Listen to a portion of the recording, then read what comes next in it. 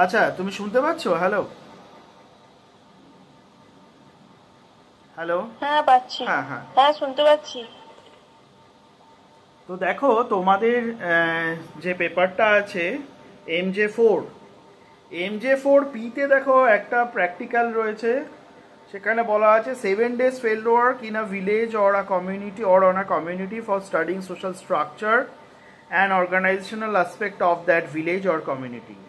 Must include overall description of the physical setting in short, historical background, economic activities, family type, marriage pattern, kinship and descent, religious practices and rites of passage, political aspect and development, drawing of village map, preparing a field diary are compulsory. তো বুঝতেই পারছো একটা বেশ বড় সড়ো field work আছে, যদিও সেটা 7 দিন বলেছে। তো আমি যেটা প্ল্যান করেছি সেটা হচ্ছে যে এই ফিল্ড ওয়ার্কটা তোমরা প্রত্যেকে নিজেদের গ্রামে করবে। কারণ তোমার গ্রামে কি ঘটছে না ঘটছে, তোমার গ্রামে কি আছে না আছে, সেটা তুমি অ্যাকচুয়ালি সবচেয়ে ভালো জানো। কি তাই তো? ভুল বলছি না ঠিক বলছি? হ্যাঁ ঠিক। তাহলে আমরা যে যার নিজের গ্রামে ফিল্ড ওয়ার্কটা করবে এবং প্রত্যেকের আলাদা আলাদা রিপোর্ট হবে। দাঁড়াও, ফোনটা কোথায় আবার? প্রত্যেকের আলাদা আলাদা রিপোর্ট হবে এবং সেই রিপোর্ট অনুযায়ী আমরা মার্কিং এটসেট্রা সমস্ত কিছু সেই রিপোর্ট অনুযায়ী হবে। যাই হোক, তো আজকে আমি যেটা তোমাদেরকে বলতে চাই সেটা হচ্ছে যে এই ফিল্ড ওয়ার্কটা করার জন্য আমি একটা স্ট্রাকচার্ড শেডিউল বানিয়েছি।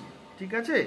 শেডিউল কাকে বলে তোমরা জানো, যে যখন নাকি আমাদের কাছে একটা স্ট্রাকচার্ড সেট অফ কোয়েশ্চেন থাকে, অনেকগুলো প্রশ্নের মালা থাকে, যে প্রশ্নমালাটা ধরে ধরে আমরা সেই প্রশ্নের উত্তরগুলো সংগ্রহ করব, তখন তাকে শিডিউল বলা হয়। ঠিক আছে?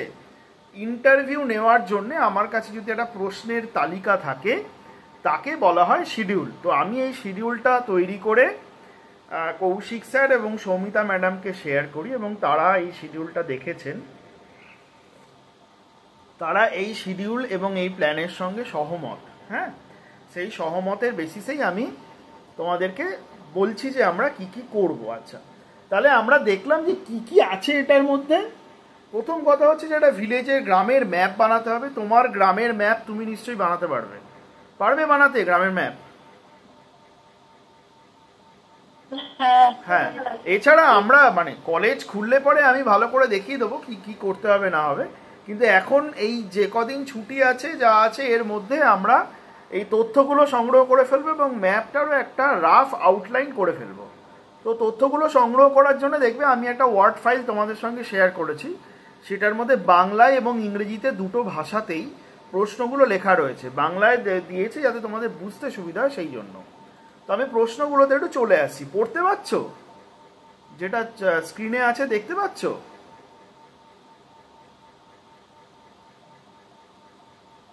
হ্যালো? হ্যাঁ পাচ্ছি দেখতে। হ্যাঁ দেখতে পাচ্ছো তো? আচ্ছা দেখো, প্রথমে রয়েছে ভিলেজ ডেসক্রিপশন, অর্থাৎ গ্রামের বর্ণনা। তো গ্রামের বর্ণনাকে বোঝার জন্য আমরা এটিকে 3-4টে ভাগে ভাগ করে নিয়েছি।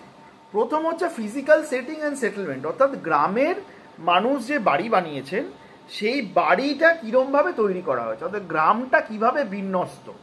বিন্যস্ত মানে কি? তার মানে কি গ্রামটা কি লিনিয়ার সেটেলমেন্ট, অর্থাৎ একটা রাস্তার দুধারে বাড়িগুলো তৈরি হয়েছে। আচ্ছা দাঁড়াও, আরেকজন কেউ জয়েন করতে চাইছে, তাকে আমি জয়েন করিয়ে নিই। সুজাতা বালিয়া জয়েন করতে চাইছে। হ্যাঁ হ্যাঁ সুজাতা, তো ফিল্ড ওয়ার্কের প্রশ্ন নিয়ে আলোচনা হচ্ছে। হ্যাঁ, এই জাস্ট শুরু হলো, তুমি প্রথম থেকে দেখো, তুমি ওটা কিছু মিস করো। আচ্ছা, তাহলে প্রথম আমাদের যেটা জানতে হবে সেটা হচ্ছে যে একটি গ্রাম কিভাবে তার সেটিং তৈরি হয়েছে, অর্থাৎ সেই গ্রামের যে বাড়ি সেই বাড়িগুলো রাস্তার দুধারে লম্বাভাবে তৈরি হয়েছে নাকি আলাদা আলাদা ক্লাস্টার ওয়েতে তৈরি হয়েছে, সেটা আমাদের জানতে হবে। আচ্ছা, একটা গ্রাম, তোমাদের প্রত্যেকের গ্রাম আলাদা, সুজাতার গ্রাম আলাদা, সুমিত্রার গ্রাম আলাদা, তাহলে তোমাদের প্রত্যেকের গ্রামের কিন্তু আলাদা আলাদা রিপোর্ট হবে। সুজাতা এটা শোনোনি তাই বললাম, প্রত্যেকের নিজস্ব আলাদা রিপোর্ট হবে নিজের গ্রামের ওপরে। তা তোমার গ্রামে কি মাল্টি এথনিক গ্রাম? মাল্টি এথনিক মানে কি?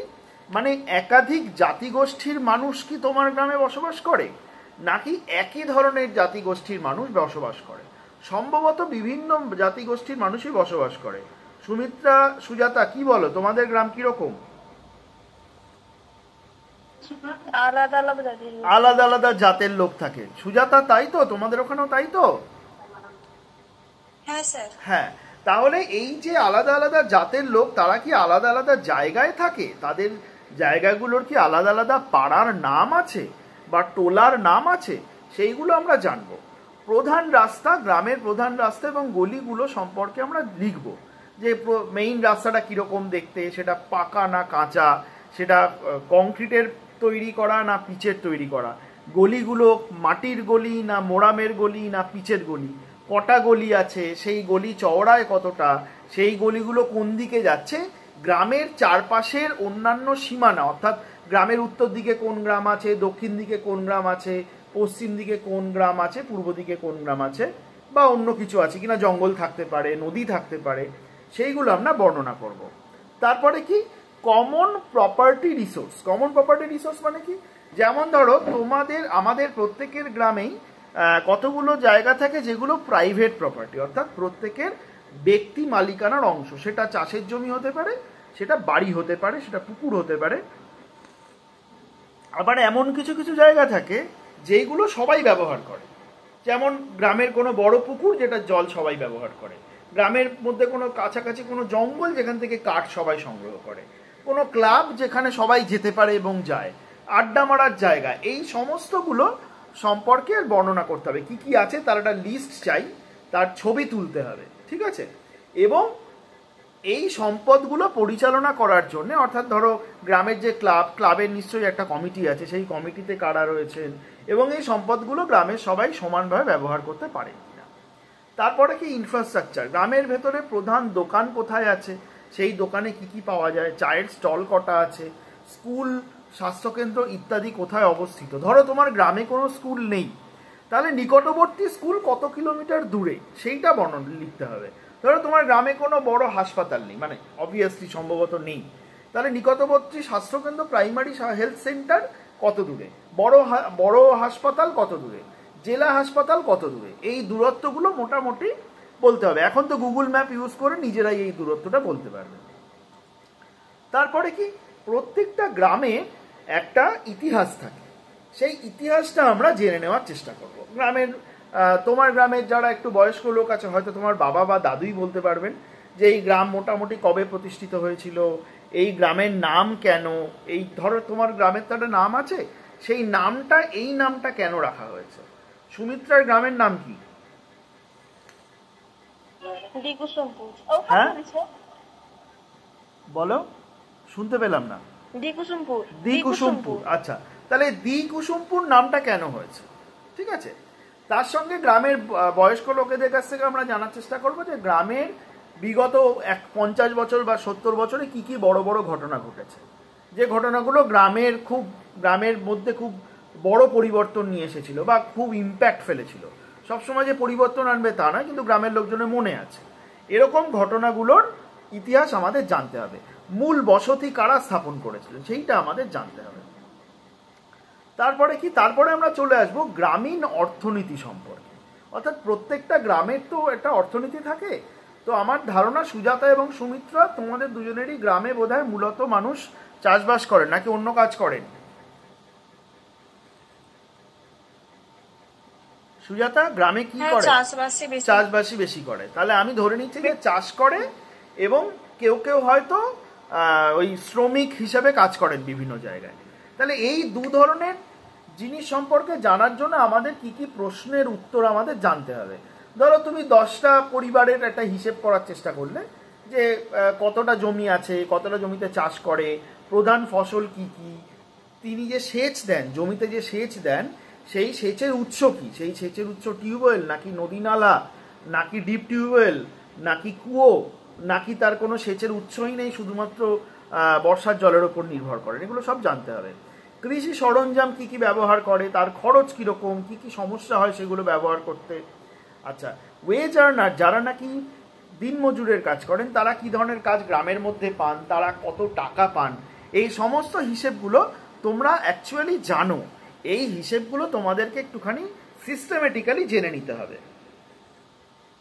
তারপরে হচ্ছে ধরো যারা বাইরে যায় কাজ করতে, তারা মূলত কোথায় কোথায় যায়, তাদের কতদিনের জন্য যায়, বছরে কতদিন তারা বাইরে থাকেন, তারা কিরকম উপার্জন করেন, এবং তাদের পরিবার, যাদের পরিবারের ধরো কেউ কেউ না কেউ বাইরে কাজ করে, তাদের পরিবার কি বাকিদের পরিবারের থেকে একটু বড় লোক হয়েছে ওভার দ্য ইয়ার, এইগুলো সম্পর্কে তোমাদেরকে লিখতে হবে।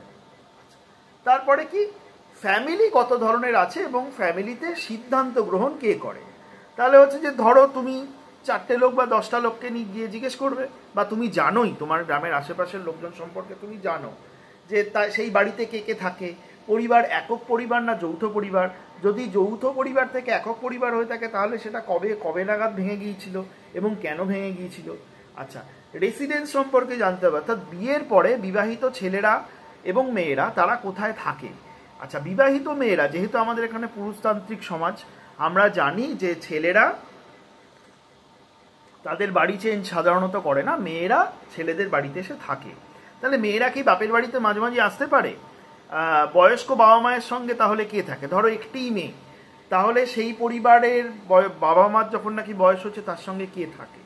পরিবারের প্রধান বলতে কাকে বলা হয়, এবং প্রধান মানে কি সে অর্নামেন্টাল প্রধান, মানে ধরো এরকম হয় যে একটা দাদু আছে পরিবারে, তাকে সবাই বলে যে হ্যাঁ উনিই হচ্ছেন আমাদের পরিবারের প্রধান।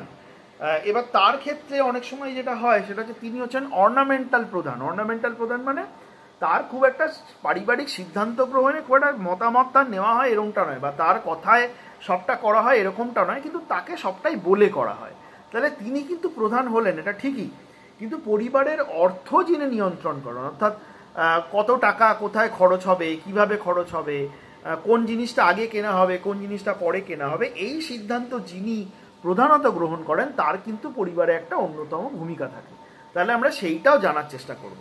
এবং একটা পরিবারে তো অনেক কাজ থাকে, সেই কাজগুলো ছেলেরা কোন ধরনের কাজ করে, মেয়েরা কোন ধরনের কাজ করে, তার লিস্ট যদি বানিয়ে ফেলতে পারো তাহলে খুব ভালো। আচ্ছা, আমি যে কথাগুলো বলছি তোমরা কিন্তু একটু করে নোট রেখো, নাহলে কিন্তু পরে ভুলে যাবে।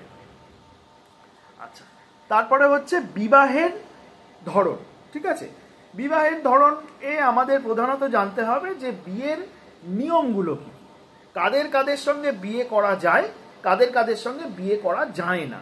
হ্যাঁ, মানে ধরো বহির্বিবাহ এবং অন্তর্বিবাহ, এটা তোমরা জানো যে এন্ডোগ্যামি আর এক্সোগ্যামি, ওই তোমার গ্রামে এন্ডোগ্যামি প্র্যাকটিস হয় কিনা এবং এক্সোগ্যামি প্র্যাকটিস হয় কিনা, কোনটা কি ধরনের বিয়ে সেইটা জানতে হবে, কত ধরনের বিয়ে ওখানে হয়।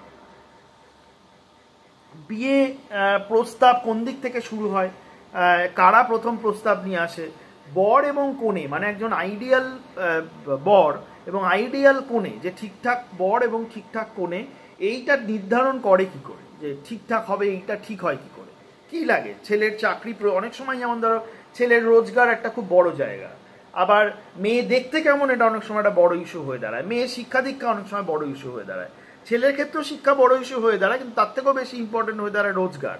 তাহলে এইগুলো জানতে হবে যে তোমার গ্রামে এইগুলো কিরকম। আচ্ছা, বিবাহের প্রধান পর্যায়গুলো কি কি, মানে ধরো একদম বিয়ের ঠিক হওয়া থেকে শুরু করে বৌভাত পর্যন্ত কি কি ঘটনা ঘটে তার একটা লিস্ট বানাতে হবে। ঠিক আছে, মানে ধরো পাকা দেখা, আশীর্বাদ, গায়ে হলুদ, তত্ত্ব নিয়ে যাওয়া, তত্ত্ব নিয়ে আসা, তোমাদের ওখানে যা যা হয় এগুলো সব জানতে হবে। আচ্ছা, এই যে পণের একটা পণ প্রথা বলে একটা প্রথা আমাদের গ্রাম বাংলা, আমাদের দেশে এখনো বহুল প্রচলিত, সেটা ওখানে আছে কিনা ইত্যাদি। আচ্ছা, আন্তঃজাতি বিবাহ, অর্থাৎ এক ধরনের জাতির সঙ্গে অন্য ধরনের জাতির মানুষের বিয়ে, সেটা গ্রামে এখনো গ্রহণযোগ্য কিনা সেটা সম্পর্কে একটু জানতে হবে। আচ্ছা, বিবাহ বিচ্ছেদ অর্থাৎ ডিভোর্স কি মাঝে মাঝেই দেখা যায় নাকি খুব একটা বেশি দেখা যায় না?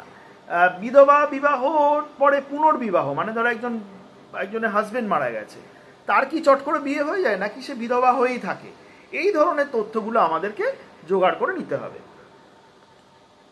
আচ্ছা, কিনশিপ বা আত্মীয়তার ধরন, এটা আমাদের জানতে হবে যে পিতৃতান্ত্রিক না মাতৃতান্ত্রিক। মোটামুটি আমরা জানি যে আমাদের সবারই হচ্ছে এই যে সমাজ সেটি পিতৃতান্ত্রিক সমাজ, সেটা আমরা জানি, কিন্তু যেটা আমাদের লিস্ট করতে হবে সেটা হচ্ছে যে বিভিন্ন ধরনের আত্মীয়কে কি কি নামে ডাকা হয়। এই লিস্টটা কি করে করতে হয়, যেমন ধরো তুমি লিখবে যে মাদার্স ব্রাদার, ধরো লিখলে, ধরো তুমি মা থেকে শুরু করছো, তাহলে mother's, MOTHER, mother, equal to লিখলে মা, ঠিক আছে। মাদার্স ব্রাদার মানে মায়ের ভাই, লিখলে মামা। মাদার্স ব্রাদার্স ওয়াইফ লিখলে মামি। এইভাবে একটা লিস্ট বানাতে হবে কিনশিপ টার্মিনোলজি, ঠিক আছে, অর্থাৎ কি নামে ডাকা হয় সেই একটা লিস্ট আমাদের বানাতে হবে। এইটা আমাদের করে ফেলতে হবে। এবং কতগুলো ইম্পর্টেন্ট জিনিস জানতে হবে, সেটা হচ্ছে যে যখন নাকি ফ্যামিলিতে কোনো ক্রাইসিস হয় তখন আত্মীয় স্বজনদের ভূমিকা আমরা এই গ্রামে কীরকম পাই। ধরো কেউ অসুস্থ হলো, কাউকে হাসপাতালে নিয়ে যেতে হবে, কারোর হঠাৎ অর্থনৈতিক সংকট দেখা দিয়েছে, তার কিছু টাকা পয়সা প্রয়োজন, এইগুলোর ক্ষেত্রে, বা ইভেন ধরো এভরিডে লাইফে ধরো জমির ফসল কাটতে হবে, সেই ফসল কাটার ক্ষেত্রে আত্মীয়রা এসে সাহায্য করে কিনা, এই সমস্তগুলো আমাদেরকে জানতে হবে। সম্পত্তির উত্তরাধিকার কীরকমভাবে হয় তোমরা মোটামুটি জানো, সেই সম্পর্কেই আমাদেরকে একটু লিখে ফেলতে হবে। তারপরে কি, তারপরে চলে আসে ধর্মাচরণ, অর্থাৎ তোমার গ্রামে এগুলোর কিন্তু প্রত্যেকটা ছবি চাই। আচ্ছা ভাই, ভালো কথা, এই যে গ্রামের বর্ণনা যেটা শুরুতেই বলেছিলাম, তার কিন্তু অনেক ছবি তুলবে, এমনভাবেই ছবি তুলবে যেন গ্রামের বর্ণনাটা ছবি দিয়েই বোঝানো যায়। হ্যাঁ, ধরো আমাকে তুমি বললে যে স্যার আপনি আমার গ্রামে আসবেন, আমার গ্রামটা ঘুরে দেখাবো। আমি বললাম যে না ভাই আমি যেতে পারছি না, তুমি আমাকে একটু ছবি তুলে পাঠিও। তাহলে তুমি আমাকে যেভাবে ছবি তুলে তোমার গ্রামের ইম্পর্টেন্ট জায়গাগুলোকে দেখাতে চাও, সেইভাবেই এটা করতে হবে। আচ্ছা, পুজো আচ্চার ক্ষেত্রে একটা লিস্ট তৈরি করবে যে গ্রামে কোন কোন পুজো সবাই মিলে করা হয় আর কোন কোন পুজো প্রত্যেক বাড়িতে বাড়িতে হয়। দেখো, পুজো দু রকমের হয়, একটা হচ্ছে সার্বজনীন পুজো আর একটা হচ্ছে প্রত্যেক ঘরের যে দেবতার পুজো থাকে। তারপরে এটাও তোমাকে বলতে হবে যে ওই গ্রামে কত ধর্মের মানুষ রয়েছে এবং তাদের উপাসনা স্থল কি কি আছে। ধরো তোমার গ্রামে যদি মুসলমান থাকে তাহলে তাদের মসজিদ কটা আছে, তোমার গ্রামে যদি হিন্দু থাকে তাহলে তাদের মন্দির কটা আছে, যদি তোমার গ্রামে আদিবাসী থাকে তাহলে আদিবাসীদের থান কটা আছে, ঠিক আছে। এবং তার পুরোটা লিস্ট করা। গ্রামের কোনো নিজস্ব দেবতা আছে কিনা, অনেক সময় থাকে একটা গ্রাম দেবতার একটা কনসেপ্ট থাকে, সেই নিজস্ব কোনো দেবতা আছে কিনা, সেই গ্রামের কোনো আত্মাকে পুজো করা হয় কিনা। আচ্ছা, ধর্মাচরণ করার জন্যে কোনো স্পেশালিস্ট লোক আছে কিনা, যেমন ধরো পুরোহিত, তারা কি কি কাজ করেন, এগুলো সব জানতে হবে। এবং সমস্ত ইম্পর্টেন্ট যে সমস্ত উপাসনালয়, মানে যেখানে লোকজন যায়, মন্দির, মসজিদ, মাজার, সাঁওতালদের থান, এনিথিং, চার্চ, এনিথিং, সেই প্রত্যেকটার কিন্তু আমাদের ছবি তুলতে হবে। তারপরে কি, তারপরে এটারই একটা অংশ আমাদের আরেকটা তালিকা বানাতে হবে। সেটা হচ্ছে যে তালিকার একদিকে থাকবে মাসের নাম, একদিকে থাকবে উৎসবের নাম, আরেকটা মানে তিনটে কলাম হবে, তিনটে লম্বা লম্বা কলাম হবে। একটা কলমে থাকবে মাসের নাম, একটা কলমে থাকবে উৎসবের নাম, একটা কলমে থাকবে কি কি হয় তাতে, ঠিক আছে। তাহলে এইরকম একটা একদম সারা বছরের একটা লিস্ট আমাদেরকে বানাতে হবে এবং প্রত্যেকটা ইম্পর্টেন্ট পুজোয় কি কি হয় সেইগুলোর প্রশ্নগুলো এখানে দেওয়া রয়েছে। প্রতিটি প্রধান উৎসবের জন্যে এগুলো মনে রাখতে হবে যে তার তাৎপর্য কী, কীভাবে সেটিকে উদযাপন করা হয়, কোনো অনুষ্ঠান কৃষি বা কৃষি চক্রের সঙ্গে সম্পর্কিত কিনা। যেমন ধরো আমি জানি না তোমাদের গ্রামে নবান্ন হয় কিনা, নবান্ন ফসল ওঠার সঙ্গে সম্পর্কিত। আবার হচ্ছে হাল বলদের পুজো দেওয়া হয়, গরুর এবং বলদের পুজো দেওয়া হয়। তাহলে এই সমস্ত পুজোগুলো সম্পর্কে জানতে হবে, তার ছবি তুলতে হবে। এবং একটা খুব গুরুত্বপূর্ণ বিষয় হচ্ছে যে প্রত্যেকে এই অনুষ্ঠানে সমানভাবে অংশীদারিত্ব করতে পারে কিনা, পার্টিসিপেট করতে পারে কিনা, ঠিক আছে। তারপরে কি, তারপরে আমাদের জানতে হবে rights of passage. Rights of passage মানে কি? রাইটস অফ প্যাসেজ মানে এই যে আমাদের জন্ম থেকে মৃত্যু, এই জন্ম থেকে মৃত্যুগুলো তুমি ভালো করে দেখলে বুঝতে পারবে। যবে থেকে একজন মহিলা অন্তঃসত্ত্বা হন, মানে যখন নাকি তিনি প্রেগনেন্ট হন, তারপর থেকে শুরু করে তার বাচ্চা হওয়া পর্যন্ত, ইভেন বাচ্চার 6 মাস পর্যন্ত, ছেলেদের ক্ষেত্রে 6 মাস, মেয়েদের ক্ষেত্রে 5 মাস পর্যন্ত নানান ধরনের আচার অনুষ্ঠানের মধ্যে দিয়ে যেতে হয়। তাহলে এই প্রত্যেকটা আচার অনুষ্ঠানগুলো আমাদের জানতে হবে। যেমন ধরো জন্ম সংক্রান্ত যে তথ্যগুলো আমাদের জানতেই হবে, সেগুলো হচ্ছে যে সাধারণত কোথায় প্রসব হয়, বাড়িতে হয় না হাসপাতালে হয়, কি কি হয় সেই সময়। খুব ভালো হয় যদি কোনো তোমাদের পাড়ার যদি কোনো দিদি বা বৌদি থাকেন যার বাচ্চা হয়েছে খুব রিসেন্টলি, তার কাছে গিয়ে যদি জিজ্ঞেস করো, তিনি দেখবে তোমাদের সবটা বলে দিতে পারবেন যে কোন সময় কোন ইঞ্জেকশন নিয়েছে, কি কি হয়েছে, আশা দিদি কবার এসছে, কী ধরনের ওষুধ খেয়েছে, কী ধরনের বিধিনিষেধ ছিল, সেই একটা ডিটেল একটা আমাদের জানতে হবে। তারপর হচ্ছে যে কী কী আচার অনুষ্ঠান করা হয় সেই সময়। তারপরে ধরো চুল কাটার সময় একটা অনুষ্ঠান অনেকের হয়, মেয়েদের ক্ষেত্রে কানফুটো করার সময় কোনো ধরনের অনুষ্ঠান হয়, সেই অনুষ্ঠানগুলোর ডিটেল আমাদের জানতে হবে। এছাড়া অবশ্যই অন্নপ্রাশনের ডিটেলটা নিতে হবে। এখানে লেখা নেই, আমি মেইন লিস্টটায় যদি দেওয়া নাও থাকে মনে রেখো অন্নপ্রাশনের ডিটেলটা নিতে হবে। কোন সময় অন্নপ্রাশন হয়, কারা কারা আসে, কে খাওয়ায়, এই সমস্ত ডিটেলটা লাগবে। এগুলো তোমরা জানো, আর একটু ডিটেল কিন্তু এগুলো লিখে ফেলতে হবে। তারপরে হচ্ছে যে এরপরে ধরো বাচ্চা হলো, বাচ্চা হওয়ার পরে বাচ্চা বড় হচ্ছে। বাচ্চা বড় হওয়ার পরে বাচ্চা তো একটা সময় বড় হয়ে প্রাপ্তবয়স্ক হবে, অর্থাৎ তার সেক্সুয়াল ম্যাচুরিটি হবে, সে অ্যাডাল্টহুডে এসে পৌঁছবে, মানে বাচ্চা থেকে সে যুবক হবে। সেই সময়ে তাদের কোনো নির্দিষ্ট আচার আচরণ অনুষ্ঠান আছে কিনা, যেমন ধরো ব্রাহ্মণদের ক্ষেত্রে আমরা একটা অনুষ্ঠানের নাম জানি, সেটা হচ্ছে পৈতে। এই ধরনের কোনো অনুষ্ঠান আরও কোনো সম্প্রদায়ের মধ্যে আছে কিনা, থাকলে তার কি কি লাগে সেই সমস্তগুলো আমাদের জানতে হবে। যেহেতু বিবাহ নিয়ে আমাদের একটা আলাদা করে ডিটেল নেওয়াই থাকছে, সেই জন্য এরপরে আমরা যেটা এসে পৌঁছবো সেটা হচ্ছে মারা গেলে কি কি করা হয়, অর্থাৎ একজন মানুষ মারা গেলে তার কি কি করা হয়, তার সমস্ত ডিটেল, সেগুলো কিভাবে পালন করা হয়, কি কি ঘটনা ঘটে পরপর সেগুলো সমস্ত কিন্তু আমাদের জেনে নিতে হবে। তারপরে কি, তারপরে হচ্ছে রাজনৈতিক আসপেক্ট বা পলিটিক্যাল আসপেক্ট। একটা গ্রামের মধ্যে প্রভাবশালী ব্যক্তিত্ব কারা এবং তাদের প্রভাবশালী হওয়ার পেছনে কারণ কি, তাদের কি শুধুমাত্র অর্থনৈতিক কারণ নাকি তাদের অন্য কোনো কারণ আছে, সেই কারণগুলো আমাদের জানতে হবে।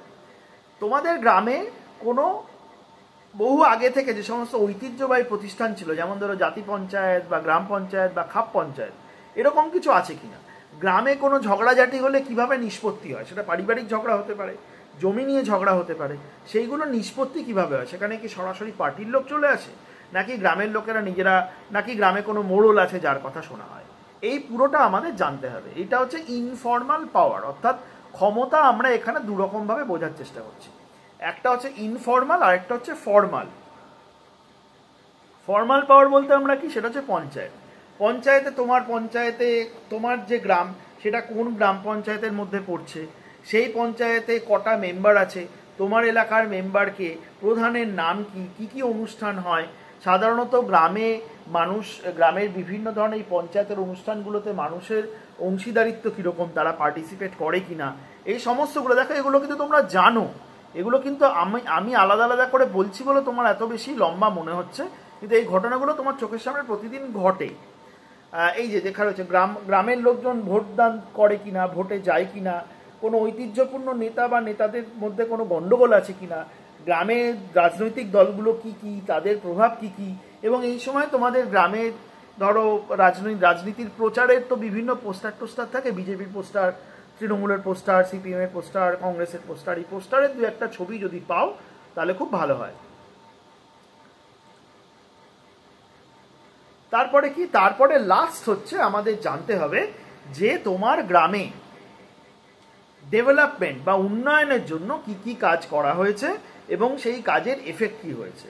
তোমায় জানতে হবে যে তোমার গ্রামের কতজন লোক 100 দিনের কাজ করে, কতজন লোক আবাসন যোজনায় আবাস পেয়েছে, একদম এক্স্যাক্ট লাগবে না, কিন্তু একটা সংখ্যা চাই। ধরো তোমার গ্রামে হয়তো 200 পরিবার আছে, তার মধ্যে হয়তো 20 জন পেয়েছে, তাহলে এরকম একটা হিসেব আমাদের চাই। উজ্জ্বলা যোজনায় কেউ পেয়েছে কিনা, গ্যাস পেয়েছে কিনা, তোমার যেমন মুখ্যমন্ত্রীর আমাদের স্বাস্থ্যসাথী কার্ড, সেটা সবার আছে কিনা বা কত লোকের আছে। তোমরা যারা স্টুডেন্ট, তোমরা তো সবাই কন্যাশ্রী পাচ্ছ, তাহলে এরকম কতজন শিক্ষাবৃত্তি পাচ্ছে, এই ধরনের বিভিন্ন স্কিম তারা কে কে পাচ্ছে, তারা কি পাচ্ছে, তার একটা লিস্ট তৈরি করতে হবে এবং গ্রাম সম্পর্কে গ্রামের মোটামুটি একটা ওভারঅল বলতে হবে।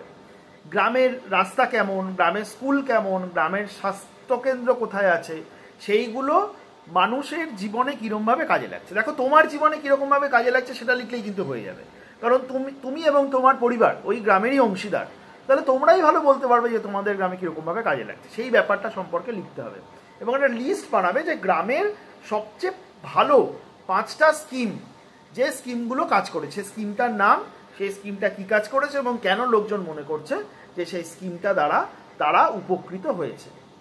লাস্ট কি, লাস্ট হচ্ছে যে এই সমস্ত যে প্রোগ্রামগুলো রয়েছে এই প্রোগ্রামগুলো পেতে তোমাদের কার কার কী কী অসুবিধা হচ্ছে এবং সেই অসুবিধাগুলো কাটানোর জন্য কি করা যেতে পারে সেই সম্পর্কে তুমি গ্রামের কিছু লোকের সঙ্গে এই ব্যাপারে কথা বলতে পারো।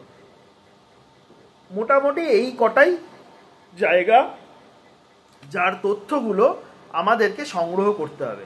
এখন তথ্যগুলো সংগ্রহ করার পরে যেটা করতে হবে সেটা হচ্ছে যে এইগুলোকে নিয়ে আমাদেরকে একটা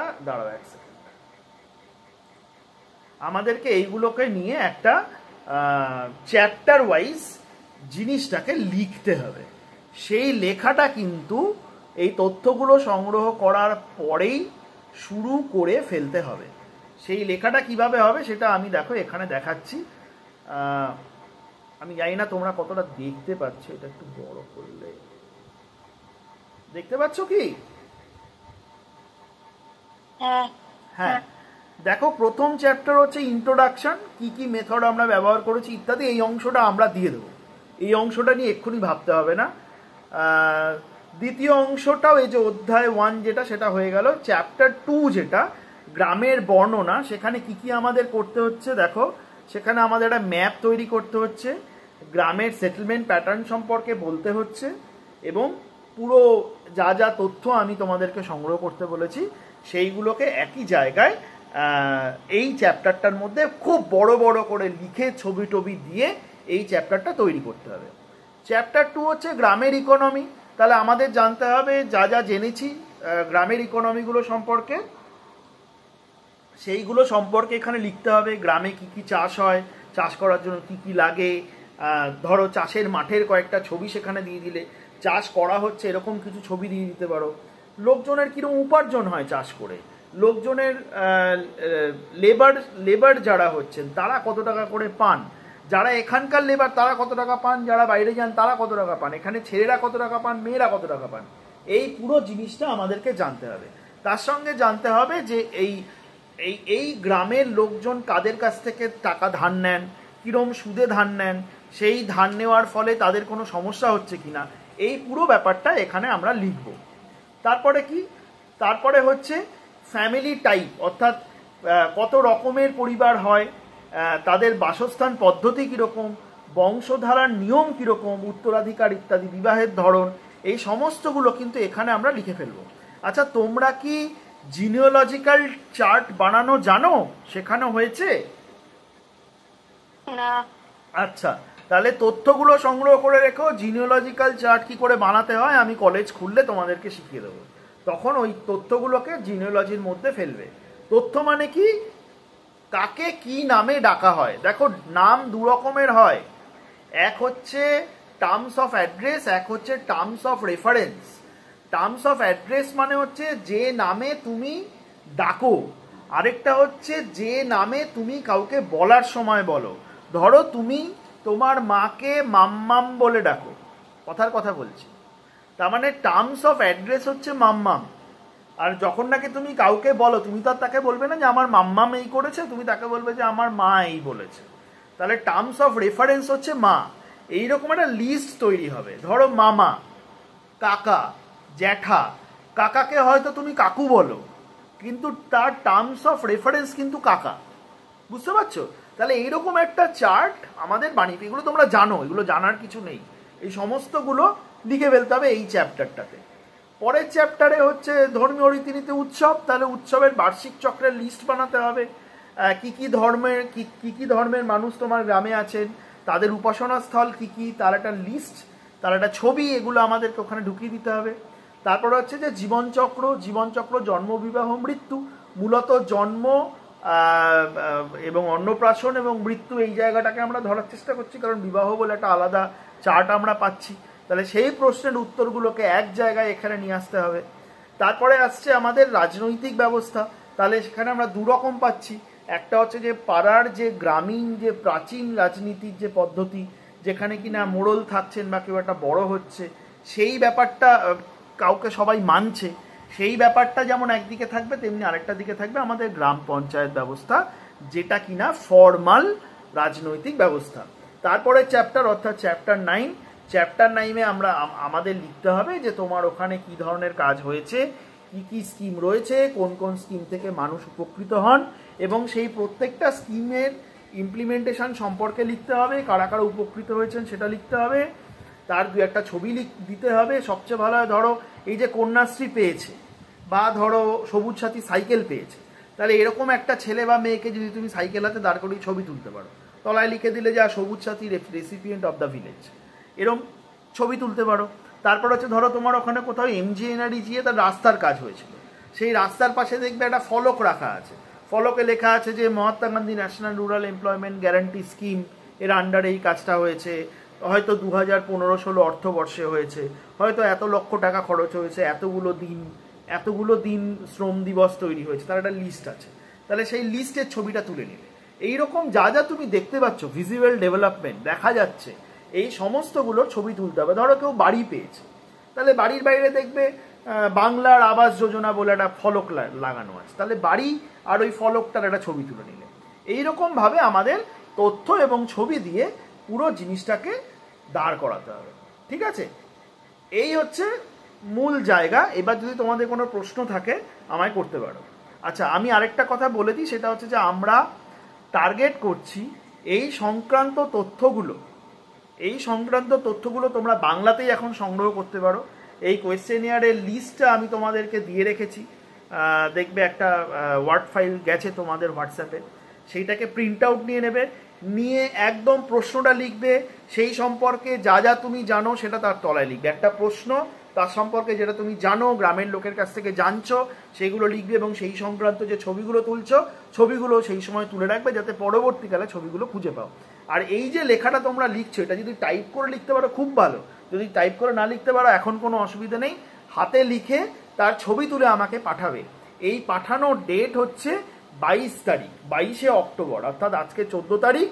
7 দিনের ফিল্ড ওয়ার্ক, 1, 2, 3, 4, 5, 6, 7, 21-এর মধ্যে হয়ে যাওয়ার কথা। 22 তারিখে ফিল্ড ওয়ার্কের চাইতেও বড় কথা লেখা, কারণ এগুলো তোমরা নিজেদের গ্রাম সম্পর্কেই লিখবে, তাহলে সেই নিজের গ্রামের সম্পর্কে নিজেই লিখবে, কোনো অসুবিধা হওয়ার কথা নয়। সেই লেখাগুলো আমাকে 22 তারিখে পাঠাবে। এবার যদি তোমাদের কোনো প্রশ্ন থাকে আমায় করতে পারো।